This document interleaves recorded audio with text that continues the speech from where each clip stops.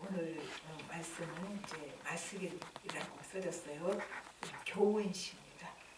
네, 여기서 우리가 어떤 교훈을 하나님 주실지 한번 보십시다. 이제 1절부터 3절까지는 이제 그 원수와 악인의 압제 때문에 드리는 기도가 있습니다. 그러니까 이 첫 줄이 1절이 기도로 시작합니다. 하나님 내 기도에 들어주시옵소서, 숨지 마소서, 그렇게 시작하지요. 그래서 우리가 생각할 때 나는 참 한계에 도달했다, 더 이상 갈 길이 없다고 생각할 때, 또 내가 발붙이고 설 땅이 없구나, 그렇게 느낄 때 우리 믿는 자에게는 그래도 남은 자리가 있습니다. 그게 어디입니까? 기도하는 자리가 남아 있습니다. 기도하는 자리는 아무도 못 빼앗아 갑니다. 감방에 있어도 어디에 갇혀 있어도 바쁜 중에도 기도하는 자리는 아무도 못 빼앗아 갑니다. 그래서 우리는 그 보물과 같은 기도하는 장소가 있다는, 그 장소가 어디가 되든 상관이 없는 거예요. 그거는 너무 갈 데가 없으면 화장실도 기도하는 자리잖아요. 그러니까 우리가 아무것도 할 수 없을 때 우리는 기도하는 자리가 남아있다, 그 말입니다. 근데 이제 3절에서는 원수가 그렇게 압박해오고 핍박한다고 합니다. 근데 이럴 때 우리는 원수가 압박하고 핍박할 때 뭐 어떻게 해요? 분노부터 내고 어떻게 하면 대적할까부터 생각하죠. 근데 그때를 바로 기도하라는 신호로 받아들이면 훨씬 더 결과가 달라집니다. 그러니까 기도가 끊이지 않는 사람은 힘들면 기도 더 많이 하지요. 그런데 기도 안 하는 사람은 힘들어도 기도할 생각이 안 납니다. 그리고 기도라도 해봐야지 하고 앉았는데 기도가 안 나옵니다. 쭉 안 해왔기 때문에. 그래서 우리는 내가 좋을 때나 안 좋을 때나 슬플 때나 간에 하나님과의 소통이 계속 이루어져야 되는 거죠. 그래서 힘들 때도 바로 기도가 나오고, 좋을 때도 바로 감사와 찬양이 나오고. 근데 소통이 멀어져 있으니까 좋아도 감사할 줄 모르고 힘들어도 기도도 안 나오고 그렇게 되는 거죠. 이제 4절부터 15절까지는 좀 길지만 이 현실의 어려움을 이제 시인이 열거를 합니다. 4절에서는 현실의 어려움으로 내 마음이 너무 아파서 내 생명이 위험하다, 이제 그렇게 말을 합니다. 그리고 이제 5절을 한번 봅시다. 5절, 두려움과 떨림이 내게 이르고 공포가 나를 덮었도다. 너무 힘든 거예요. 그래서 내가 여기서 벗어날 수 없을 것 같은 게 공포죠. 내가 벗어날 수 있을 것 같은 공포가 안 오잖아요. 그래서 여기서 벗어날 수 없을 것 같아서 오는 두려움과 공포가 나를 사로잡고 있다, 그렇게 말을 합니다. 그리고 이제 6절부터 7절까지는 내가 비둘기처럼 날개가 있다면은 이제 광야라도 쫓아가서, 뭐 광야가 그렇게 좋은 곳입니까? 그런데 너무 힘드니까 아무도 없는 곳으로, 그것이 비록 광야일지라도 그곳이라도 가서 혼자 있고 싶다.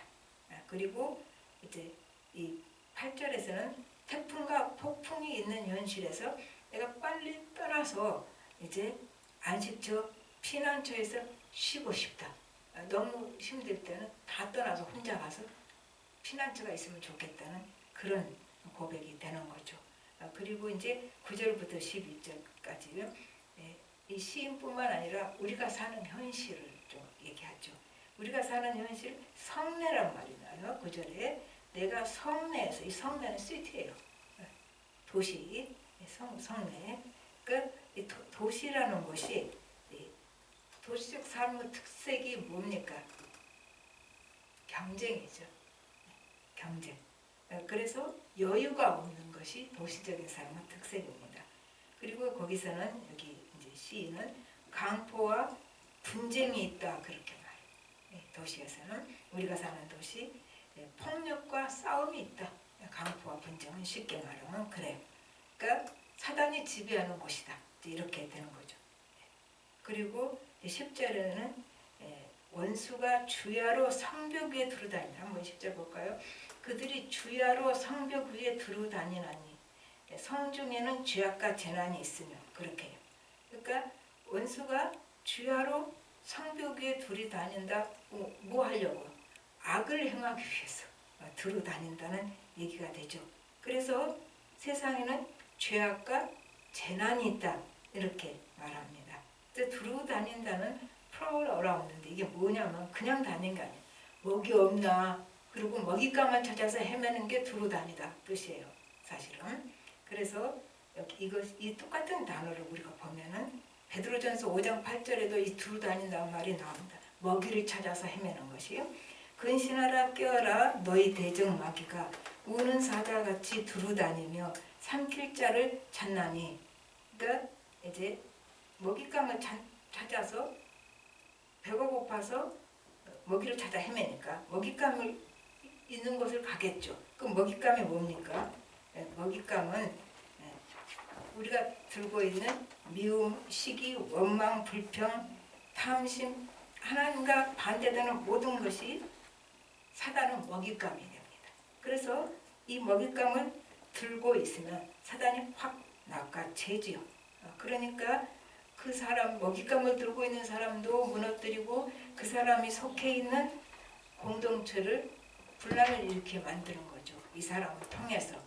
그 공동체가 어딥니까? 가정, 교회 이렇게 분란을 일으키게 만든다. 그 말입니다. 그리고 이제 11절은 합해서 압박과 속임수가 늘 머물고 있다. 그러니까 현실은 어때요? 늘 압박과 속임수가 머물고 있다는 얘기입니다. 이제 12절부터 14절까지 이제 시인의 고통이 나옵니다. 원수가 괴롭힌다면 또 나를 미워한다면 뭐 그렇게 힘들지 않겠다. 그런데 가까운 친구가 괴롭힌다. 그렇게 나와요. 그래서 나를 괴롭히는 자가 내 원수라면 내가 피하여 숨을 수 있을 것이다. 그렇게 말해요. 그런데 가까운 자는 어떻게 해요? 피할 수 없지요. 그러니까 피할 수 없이 가까운 자. 그러니까 가까운 사람이 가족이잖아요. 그러니까 가족이 나를 비난한다. 아내가, 남편이, 또 자녀가, 부모가, 그러니까 어떻게 해요? 피할 수가 없지요. 원수는 멀리 있으니까 피할 수 있어요. 그러나 가까운 사람은 피할 수가 없는 위치에 있는 거잖아요. 피할 수가 없어요. 그런데 이제 13절이 너무 재밌어요. 그는 곧 너로다. 나의 동료, 나의 친구요, 나의 가까운 친으로다. 우리 말로 다시 바꾸면 그가 너였다니. 나를 그렇게 힘든 자가 한 자가 바로 너였다니. 이제 이 말이에요. 이제 시인은 탄식이죠. 그러니까 또 이제 14절에서는 우리가 같이 재미있게 의논하며 우리와 함께하여 하나님의 집안에서 다녔도다. 뭐예요? 이렇게 하나님 집안에서 다녔다 그 말은 이제 같이 예배드리고 같이 어울렸던 자들이 이제 나를 비난하고 이렇게 고통을 준다 그 말이죠. 그러니까 교회 공동체 안에서 나를 왜 이렇게 힘들게 하냐 그런 거죠. 그 같이 속해 있는 자기 공동체 안에서 힘들게 할 때 뭐를 느껴요 사람? 소외감. 자기 혼자만은 고립감, 소외감을 느끼게 됩니다. 그리고 이제 15절 후반은 악독이 그들의 거처에 있고 그래요. 그 말은 악이 그들 속에 거주를 찾아서 거주하고 있다. 그런 말이 되죠. 그 말은 무슨 말일까요? 사단에게 지배를 당하고 있다. 그런 얘기가 돼요. 이제 16절부터 18절까지 이 암담한 현실. 이 암담한 현실에서 시인이 찾은 길이 어디예요? 하나님께 부르짖는 거예요. 그래서 이제 16절부터 부르짖습니다. 그러니까 16절에서는 내가 할 수 있는 것이 이게 뭡니까? 가까운 사람끼리 싸울 수도 없고 그러니까 내가 할 수 있는 것은 기도뿐이라 나는 기도할 거다. 그러면은 하나님께서 나를 구원하실 거다. 그렇게 시작을 합니다.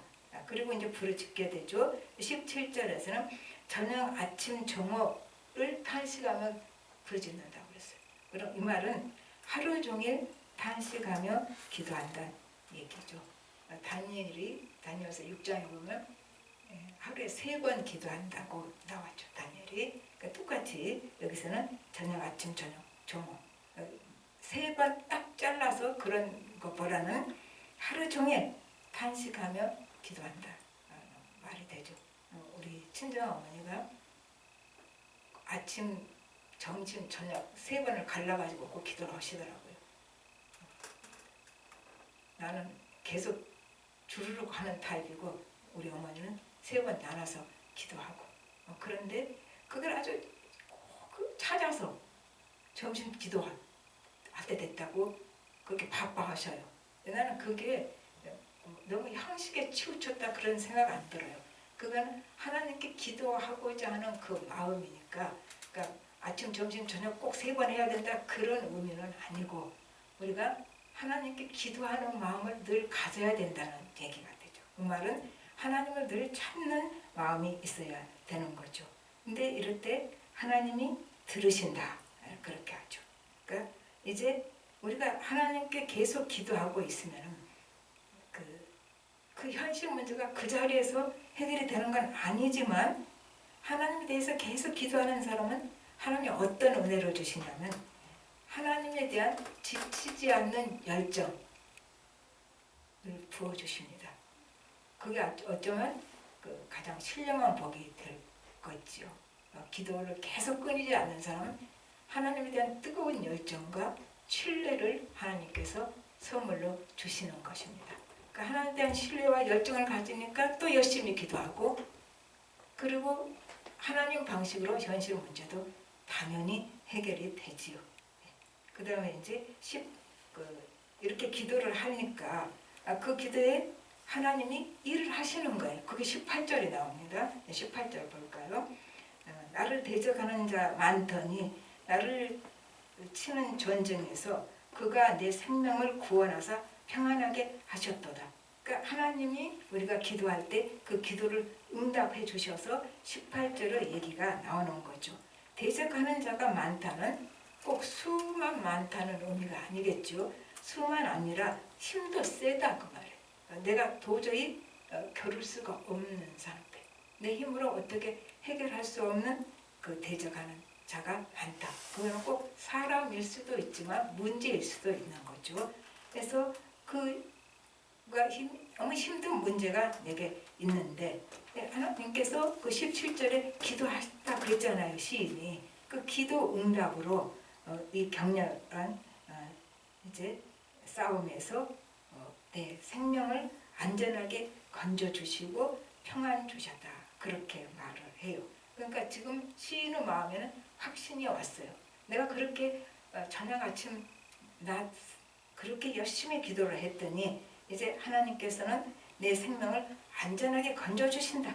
그리고 내게 평안을 주셨다라는 확신이 온 거죠. 이 말은 뭐예요? 지금 실제로 원수가 다 사라진 거 아니잖아요. 그런데 기도할 때 기도로 먼저 승리가 온 거예요. 그러니까 기도로 승리하면은 현실은 승리할 수밖에 없지요. 근데 우리는 승리를 기도에 전해서 내 현실에서 하나님께 승리하게 하시면 내가 승리 기도를 하겠다. 이 거꾸로 해. 우리가 기도할 때 하나님께서 이미 우리에게 그 승리의 확신을 주십니다. 기도로 먼저 승리하면 현실은 당연히 따라오게 된다. 그 말이죠. 이 시인은 지금 이게 잘 됐어요. 그래서 기도로 먼저 승리했고 하나님께서 내 생명을 안전하게 건져주시고 평안 주셨다는 평안 주심을 자기가 지금 누리고 체험하고 있는 거다 얘기죠. 이제 우리가 뭘 잘나서 이만큼 살아온 거 아니에요. 그래봤자 별 인생도 아니지만 그래도 이만큼이라도 살아온 것이 이 힘든 싸움에서 하나님이 우리를 지켜주셨기 때문에 살아온 거죠. 이 시험뿐만 아니라 그렇지 않으면 우리가 지금 이렇게 멀쩡하게 있을 수가 없지요. 요한일서 5장 18절에서는 하나님께로부터 난 자는 다 범죄하지 않는 줄을 우리가 아노라.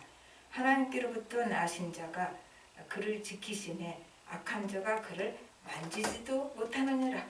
우리 이런 성경 말씀이 이제 하나님께로부터 난 자 누굽니까? 예수님께서 우리를 지켜주시니까 악한 자가 우리를 만지지도 못한다.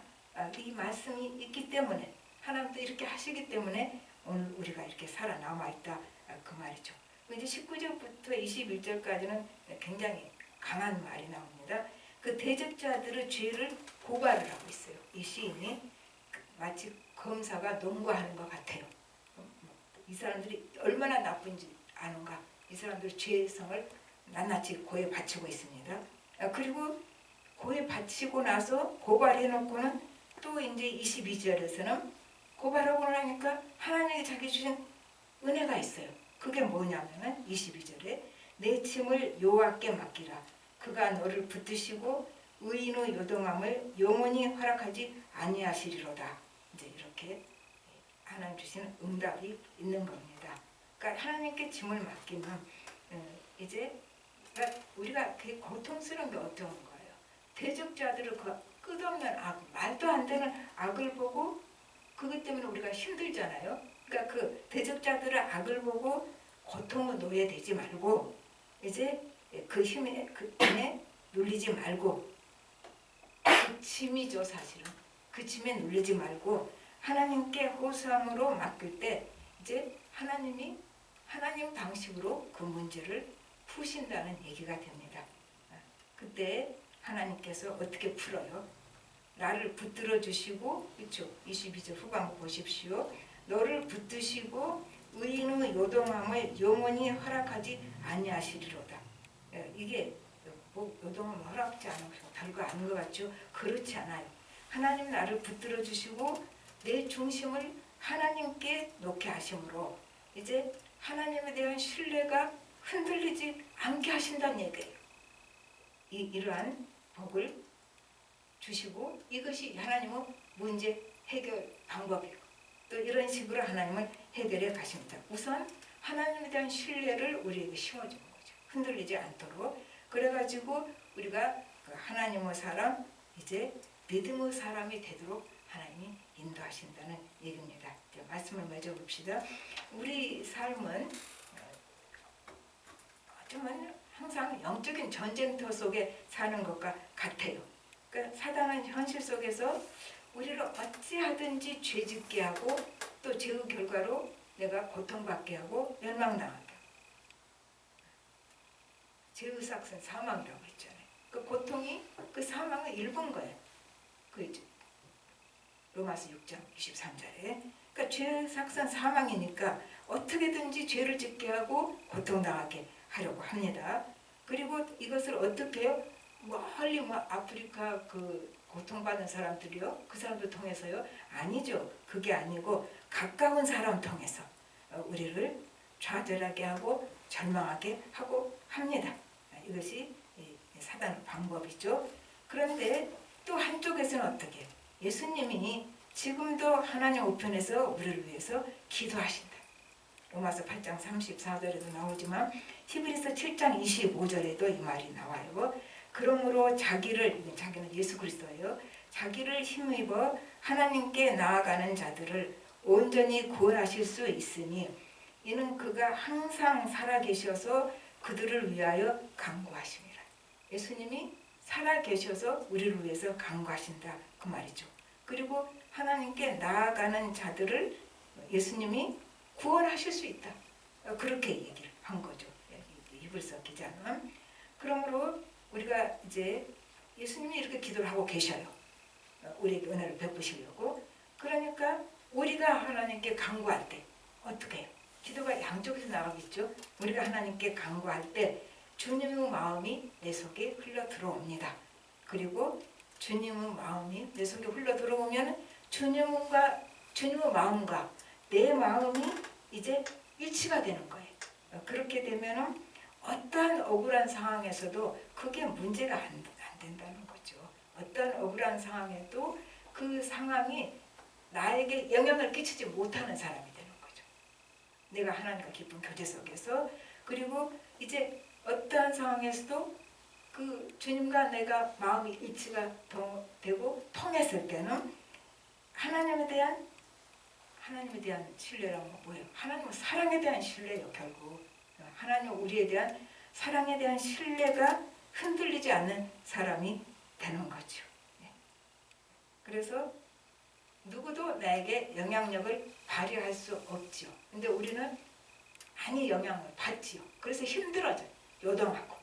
근데 우리가 주님과 통해서 마음이 주님의 마음과 내 마음이 일치가 되면 다른 사람들이 나를 요동시킬 수도 없고 영향력을 발휘할 수도 없다 그 말이죠. 이제 아까 6절부터 8절까지는 시인이 그래요.